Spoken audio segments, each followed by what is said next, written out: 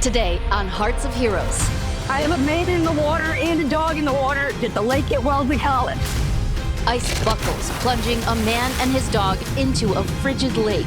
Right away, we saw a man hang on to a boat. You could tell at that point he wasn't getting out on his own. I was definitely nervous when I got out there. He realized we were his last hope. Then, I looked down into our flood channel and noticed a little puppy head sticking out of the water. a small dog washed into a flooded canal. It's really deceiving how much power is inside that water.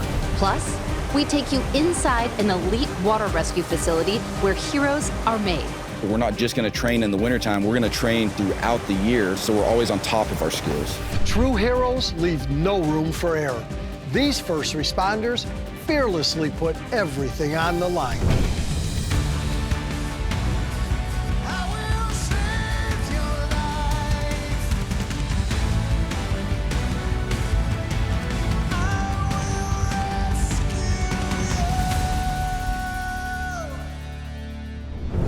For those of us with dogs, a relaxing walk is the perfect way to unplug. A few quiet minutes, a change of scenery, nothing complicated. But in the case of our next story, an afternoon stroll turned into a terrifying ordeal when a dog and his owner plunged into the icy waters of a frozen lake. First responders would have to endure the frigid temperatures in an attempt to save their lives. Settled in the 1600s, Wellesley, Massachusetts is a quaint, historic town just outside of Boston. It's a beautiful town with a population around 30,000 people. They have 2 colleges in the area. One of those is Wellesley College. So Wellesley College is a beautiful campus. I mean, they have that Lake Waban there. A lot of people go take a walk around the lake right there. So there's a lot of people walking dogs around that area. In the winter months, Lake Waban will often freeze over, but that ice can be unpredictable. You never know what you're going to get with New England winter. You get snow one day, then a couple days later, it might be high 40s, 50, starts melting, the ice starts getting thin. So you never know what you're dealing with. In January 2025, one man found out how dangerous that ice can be. He was strolling along Lake Waban with his dog Tommy when suddenly the dog darted across the frozen lake. In a flash, the ice collapsed, plunging the dog Tommy into the freezing water. Shocked and panicked, the man rushed to save his pet. He did tell somebody on shore to call 911 that he was going in to rescue Tommy. He got a boat from the boathouse, which is along the pond, and had started to push the boat towards the dog. I think his goal was to break through the ice and get out to the dog. Which then, as a result, he went through the ice.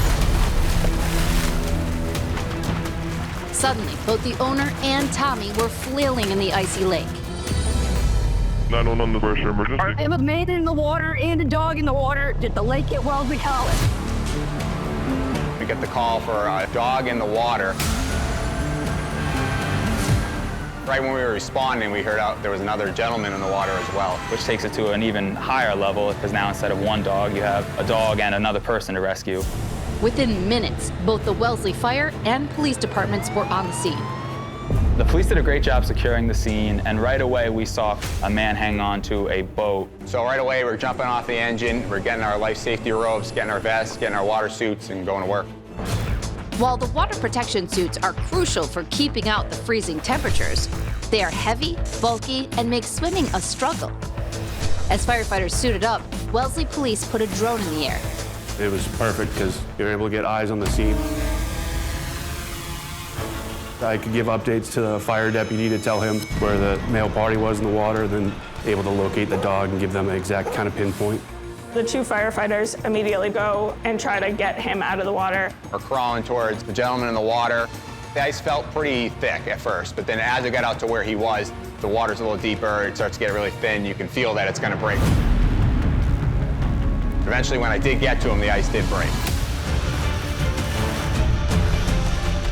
He was having a difficult time moving. It was very thin where he was in the water. As the firefighter approached the frightened man, he took specific precautions to keep them both safe. We want to go from behind, not in the front. We don't want him grabbing you, pulling under the water. We're going to get behind him. We're going to put a life safety rope around him, and then basically from there, we give the signal to start bringing us in. But as they were pulled in, Tedeschi struggled to lift the man onto the solid ice. Matt needed extra help to pull the guy out of the water. You could tell at that point he wasn't getting out on his own. I was able to get on the ice while Matt was behind him pushing up, and I was able to pull him out onto the ice. He made some comments about, get Tommy, get Tommy. And we just kept trying to remind him, we're getting you out first and we'll get the dog afterwards. Get him safe, get him to shore, get him in the ambulance. The ambulance was there, ready to go. It was very short-lived relief getting him because we knew we had a dog that had been out there longer. Coming up, It was real tough to look at the dog struggling in the ice. Tommy's life is hanging on by a thread. As I got closer, he stopped barking, which scared me a little more. But first, it's clear that ice and dogs can be a tricky mix. So here are a few tips to help lower the risk of injury. Winter ice can appear anywhere, and it doesn't take much for your dog to slip on frozen ground and get hurt. Start simple. Non-slip booties protect your dog from ice burns, cracked paws, and slipping. Watch your footing. Black ice loves shaded areas. Test the ground with your boot. Take short steps and keep your dog close to control them. Avoid running on ice. One icy patch can send your dog skidding into a wall or a parked car. Winter ice is part of the season. Move slow, stay aware, and you and your four-legged friend can keep every cold weather walk safe and enjoyable.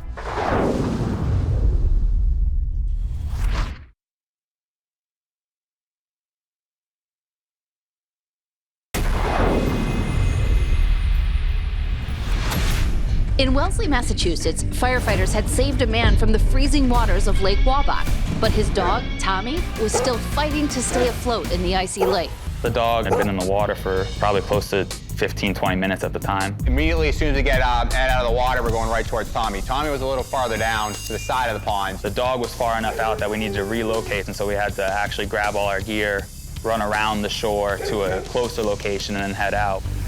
Meanwhile, drone operator Brian Collins made sure to keep eyes on the exhausted animal. Once at the location, firefighter Patrick Doherty tethered himself to a safety line and began crawling out to Tommy. I knew I wasn't going to be able to get that close to him without breaking through, but as soon as I got my upper body on it, you were falling through every time. So you ended up just basically trying to chop through the ice. Doherty pushed his way through the enormous chunks of ice. I had my eyes on Tommy the whole time, hoping that I wasn't going to see his head go under. I was just watching the dog struggle in the ice and the water, and it was a whole slew of emotion. As I got closer, he stopped barking, which actually scared me a little more. I didn't know. I was definitely nervous when I got out there. When Doherty reached the dog, Tommy's head popped up.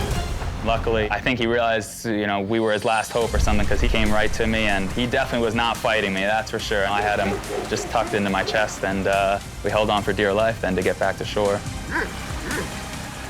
Definitely a sense of relief once you get the dog. I was so happy that he hung on for as long as he did. So relief and then just exhaustion. I definitely think I collapsed a little bit on the ice and just laid there for at least 5 seconds catching my breath. On shore, Officer Ali Lucenta began assisting Tommy's owner. I went into the back of the ambulance with him and the medics, and he was definitely very cold, but he was completely conscious, could communicate with us. By this point, firefighters arrived and handed the shivering dog to Officer Lucenta. Wrapped the dog in my patrol jacket. We put him in the passenger seat of my cruiser, and I was able to blue light Tommy to the vet hospital. Fortunately, both Tommy and his owner survived the ordeal unharmed.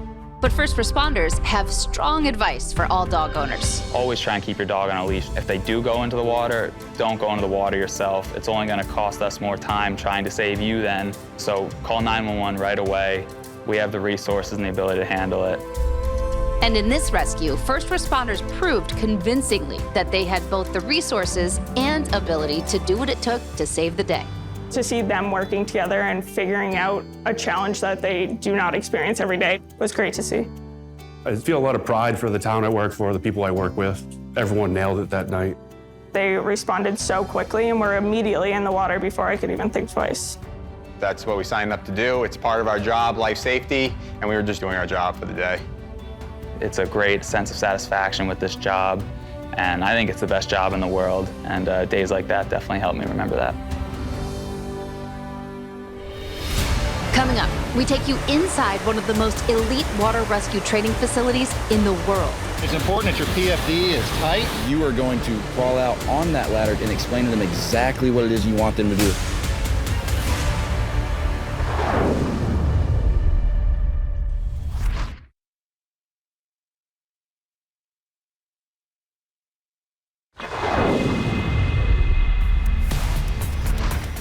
Today, we've seen the difference between survival and hypothermia can come down to what you're wearing. We wanted to know more about how these cold weather suits function and the preparation that goes into saving someone from frigid cold water.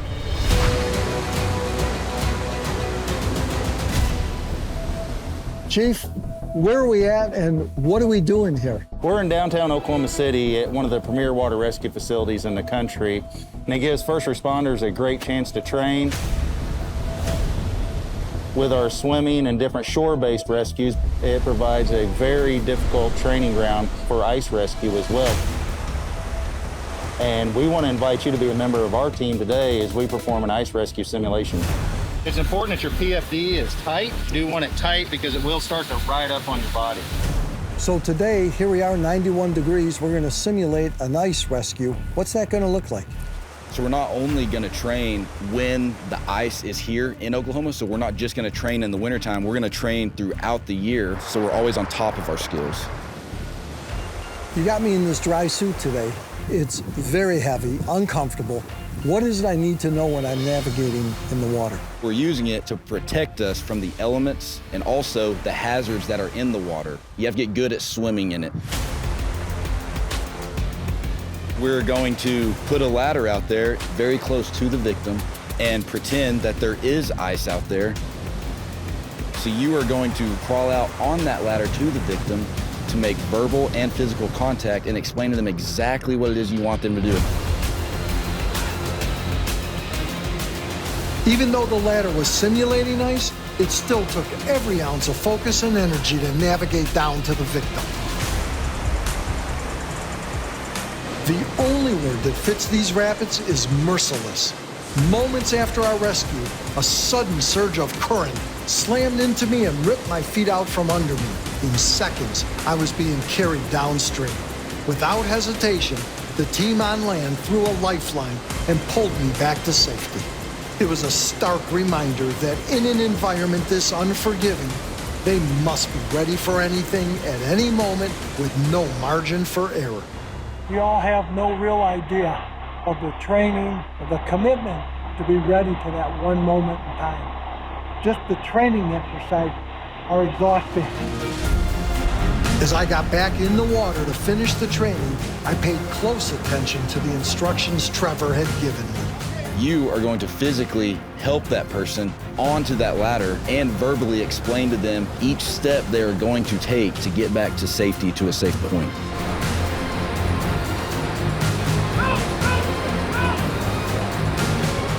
In this heavy suit, crawling the ladder on top of the swift water, I truly understood how grueling this training is and why these first responders deserve our deepest respect.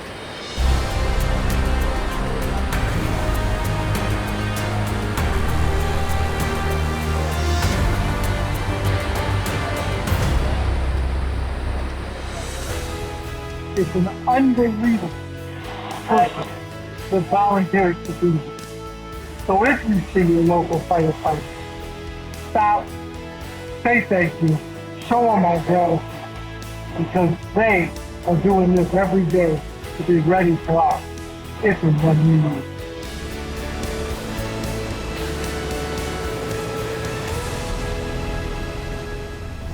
Coming up, a small dog is caught in a flooded storm channel. Those waterways will get up to 35 miles an hour. As soon as I got down there, I went to reach for her. I thought she was gonna jump in the water and swim away from me. But first, a few important things to know about keeping your pup safe in the water. A swim can be great for your dog, but not every pup loves the water at first. It's best to know their comfort level and the risk. Never introduce your dog to swimming by putting them in deep water before they are ready. Start them in shallow water so they can learn at their own pace. Don't leave your dog alone in the water. Even strong swimmers can tire suddenly or get pulled under by invisible currents. And remember, many tragedies happen when owners jump into dangerous waters to save their pet. If your dog is caught in swift water, call 911. Keep your eyes on them from the shore. Be smart around the water, and you'll make every splash a happy one.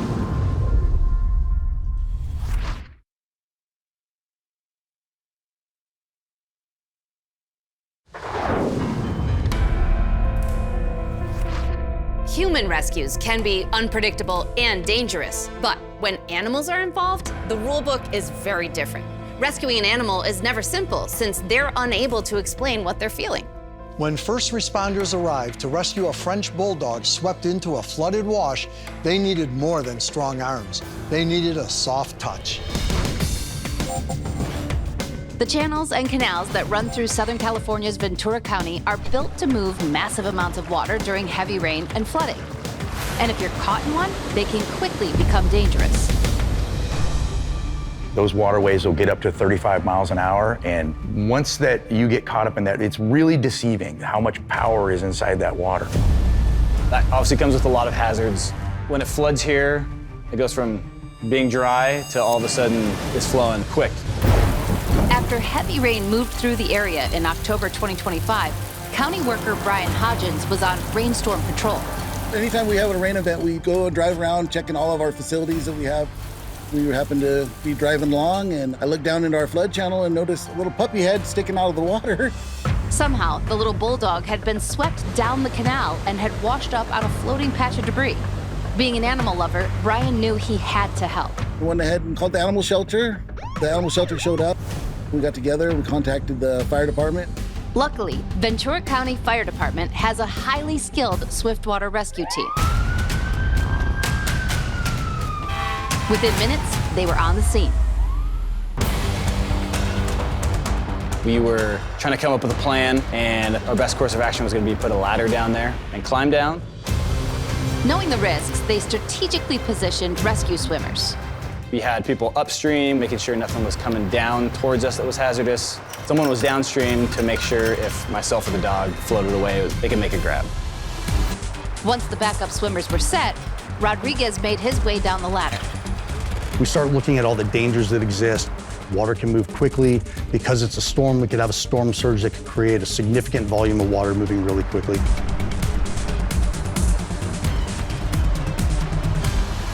I stepped off the ladder and actually kind of walked toward her to get her. As soon as I got down there to the dog, I went to reach for her. She bared her teeth and kind of tried walking away a little bit. There was a split second there where I thought she was going to maybe jump in the water and swim away from me. We definitely didn't want to scare the dog and have him run away from the person we sent down there and have him jump in the water. As soon as I got my hand on her collar, she was the sweetheart from there on.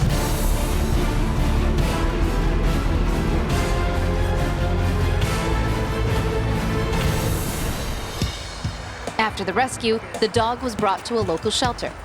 With no owner coming forward, her future seemed uncertain. Then, something unexpected happened. My daughters found out that the animal shelter had her, and they said, "Dad, somehow we got to get her. She belongs with us."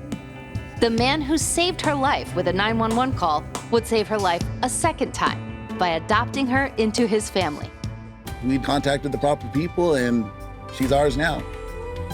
The pup they now call Willow not only found a forever home, but a new set of friends and heroes in the Ventura County Fire Department. To see that she's in a happy place now and a family that seems to adore her is great.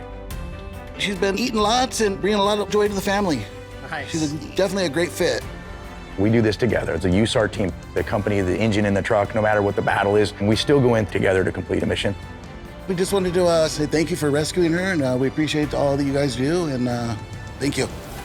Most of us are animal lovers, so anytime we can rescue an animal, it's a good feeling, for sure.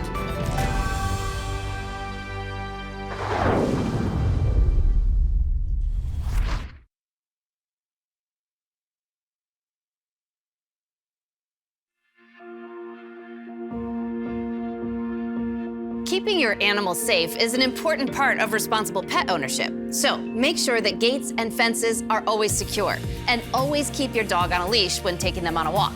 And know that even when these furry friends get into trouble, First responders are always ready to come to their rescue, just like they would for you and me. Thanks for joining us, and we'll catch you next time on Hearts of Heroes.